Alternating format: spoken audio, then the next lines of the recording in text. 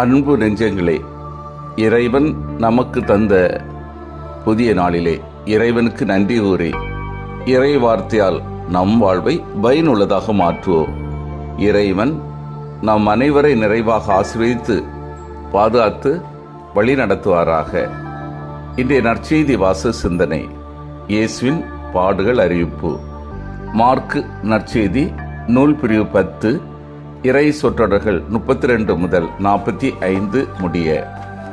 இதன் விளக்கம் அறிவோம். இந்த மூன்றாவது அறிவிப்பில் முதல் முறையாக எருசலேம் இடம்பெறுகிறது. கலிலேயாவில் இயேசு அதிகமாக சந்தித்தது சாதாரண மக்களைத்தான். ஆனால் எருசலேமில் அவர் சந்திக்க இருந்தது பெரும்பாலும் யூத தலைவர்களையே. அவர்கள் இயேசுவை எதிர்ப்பதற்காகவே காத்திருந்தனர் என்றும் இயேசுக்கு தெரியும். இயேசு சீடர்களுக்கு முன்பாக முனைப்புடன் சென்று கொண்டிருந்தார் என்பது அவர் தம் துன்பங்களை சந்திக்க ஆவலுடன் இருந்தார் என்று பொருள்படலாம். இதே கருத்தில்தான் லூக்காவும் இயேசு எருசலேம் பயணத்தில் கொண்டிருந்த ஆர்வத்தை சுட்டிக்காட்டுகிறார். சீடர் திகைப்புற்றதும் ஏனையோர் அச்சம் கொண்டிருந்ததும் அவர்கள் இயேசுவின் ஆர்வத்தில் பங்கு கொள்ளவில்லை என காட்டுகிறது. தம் பாடுகள் பற்றி இயேசுவின் மூன்றாவது அறிவிப்பு முந்திய 2 அறிவிப்புகளைப் போலவே இருந்தாலும் இதில் பல விரிவான செய்திகளும் அடங்கியுள்ளன.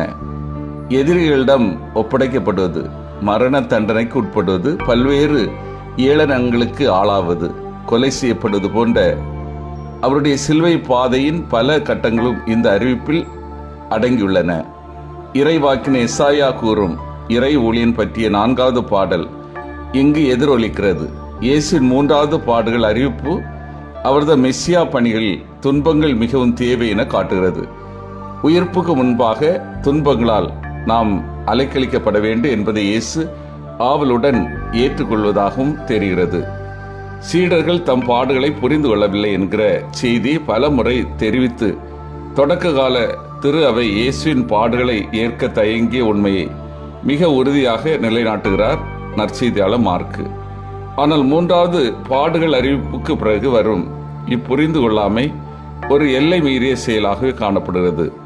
இயேசுவின் மிக நெருக்கமான குழுவை சார்ந்த 2 சகோதரர்கள் யாக்கோபும் யோவானும் இயேசுவிடம் விடுக்கும் வேண்டுகோள் சீடர்களின் சுயநலத்திற்கு ஒரு சரியான எடுத்துக்காட்டு. சீடர்கள் இயேசுவின் பாடுகளை பற்றி புரிந்து கொள்ளவில்லை. உயர் பொறுப்புகளை பெற இயேசுவின் துன்பங்களில் அவர்கள் பங்கேற்க வேண்டும். கிண்ணம் என்பது கடவுளின் கொடையை குறிக்கும் ஒரு உருவக சொல். திருமுழுக்கு துன்பத்திற்கு உருவமாக சொல்லப்பட்டுள்ளது. இங்கு முதல் நூற்றாண்டு கிறிஸ்து வாழ்க்கையின் தாக்கம் உள்ளது. அன்றைய நிலையில் திருமுழுக்கு பெறுவது, நற்கருணை பந்தியில் பங்கேற்று கிண்ணத்திலிருந்து பருவது ஆகிய கிறிஸ்தவ செயல்களின் காரணமாக ஒருவர் எதிர்ப்புகளையும் துன்பங்களையும் மரணத்தையும் சந்திக்க வேண்டியிருந்தது. ஆகவே சீடர்கள் இதற்கு விதிவிலக்கல்ல. இயேசு கூறும் நிபந்தனை கிறிஸ்துவுக்குரிய ஒரு உட்கோட்பாடு.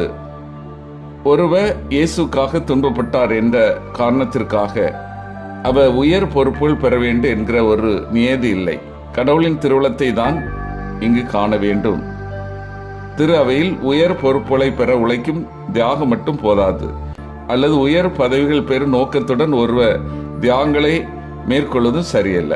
உயர் பதவிகள் அல்லது பொறுப்புகள் கடவுளின் அழைப்புகள் என்றே கருதப்பட வேண்டும் என்கிற உண்மைதான் இங்கு விளக்கம் பெறுகின்றது. அன்பார்ந்தவர்களே, இயேசு தனது கடைசி பயணத்தை மேற்கொள்வதற்காக எருசலேமை நோக்கி தனது சீடர்களுடன் சென்று கொண்டிருக்கிறார். தனது கடைசி பயணம் இதுதான் என்பது இயேசுக்கு தெளிவாக தெரிகிறது. ஏனென்றால் இயேசு இந்த பயணத்தை பல முறை தவிர்த்திருக்கிறார். சில சமயங்கள் வடக்கிற்கும் செசரியா பிலிப்பு பகுதிக்கும் கலிலேயாவிற்குமாக சென்று கலிலேயா பயணத்தை தவிர்த்த இயேசு இப்போது எருசலேம் செல்வதற்கு ஆயத்தமாகிறார். தனது கடைசி பயணத்திற்கு தயாராக இருப்பதை அவரது பேச்சின் உறுதி நமக்கு அறிவுறுத்துகிறது. இயேசு தனது சீடர்களுக்கு முன்னால் சென்று கொண்டிருப்பதாக நற்செய்தியாளர் எழுதுகிறார். இதற்காக அவர் சீடர்களோடு செல்லவில்லை. சீடர்களுக்கு முன்னால் தனிமையாக ஏன் செல்கிறார்? சீடர்களும் அவ்விடத்தில் கேள்வி கேட்கவோ நெருங்கவோ தயங்குகிறார்கள். இயேசுவின் தனிமைக்கு காரணம் அவர் தனது பாடுகளை ஏற்றுக்கொண்டதற்காக அடையாளம். தனது பாடுகளை எண்ணி பார்ப்பதற்கான தருணம். சில சமயங்களில் நமக்கு தனிமை தேவை. நம்மை உறுதிப்படுத்திக் கொள்ள வரக்கூடிய துன்பங்களை ஏற்றுக்கொள்ள தனிமை தேவை. வாய்ச்சொல் வீரர் நிறைய உண்டு, வாய்ப்பந்தல் போடுபவருக்கு இன்று குறையே இல்லை. கடினமான பாதை கை காட்டிவிட்டு நடை கட்டுகிறவர்கள் உண்டு. எருசலேம் நோக்கிய பயணம் பாடுகள் துன்பங்கள் நிறைந்தது. அவமானம் சிலுவை மரணத்தில் முடிவது. பிறர் வாழ்வுக்காக தன்னை இழப்பது. இந்த வாழ்க்கையை கையை காட்டிவிட்டு மாற்று பாதையில் இயேசு செல்லவில்லை. இயேசு அவர்களுக்கு முன் போய்க் கொண்டிருந்தார். கரடு முரடான காட்டு வழியில் அவர் நமக்கு முன் நடந்து தடம் அமைத்து தந்துள்ளார். பூகம்பம் நிறைந்த வாழ்வில் புதிய புரட்சி பாதை அமைப்பதில் இயேசு நமக்கு முன் நடந்து புதிய பாதை அமைத்துள்ளார். நம் வாழ்வின் துன்ப பயணத்தில் நமக்கு முன் நடந்து கொண்டிருக்கிறார். உன் வாழ்வின் இருள் சூழ்ந்த நேரங்களில் பகுதிகளில் உனக்கு முன் உன் தெய்வம் இயேசு அங்கு வந்து உன் வாழ்வின் இருளை அகற்றி அனைத்து ஏற்பாடுகளையும் செய்து கொண்டிருக்கிறார். இதுவே உன் தெய்வம் இயேசு. உங்கள் வாழ்வின் துன்பமும் கவலையும் இருளும் சூழ்ந்த இடங்களில் எல்லாம் இயேசு உங்களுக்கு முன் சென்று அனைத்தையும் நிவர்த்தி செய்து மகிழ்ச்சியும் வெற்றியும் நிறைந்த உயிர்ப்பு அனுபவமாக மாற்றி தருவதை உங்களால் நம்ப முடிகிறதா? இதுவே உண்மை. சீடர்கள் திகைப்புற்றன, ஏனையோர் அச்சம் கொண்டன. நீங்கள் நம்புங்கள், நல்லவை நடக்கும், இனிது வாழ்வோம். சிந்தித்து தியானித்து செயல்படுவோம். நான் இயேசுவின் உணர்வுகளை புரிந்து கொள்கின்றேனா? பிறரை விட தன்னை நான் முன்னிலைப்படுத்துகின்றேனா? தொண்டு செய்வதை பணிவாளில் முதன்மையாக நான் கருதுகின்றேனா? மன்றாடுவோமாக.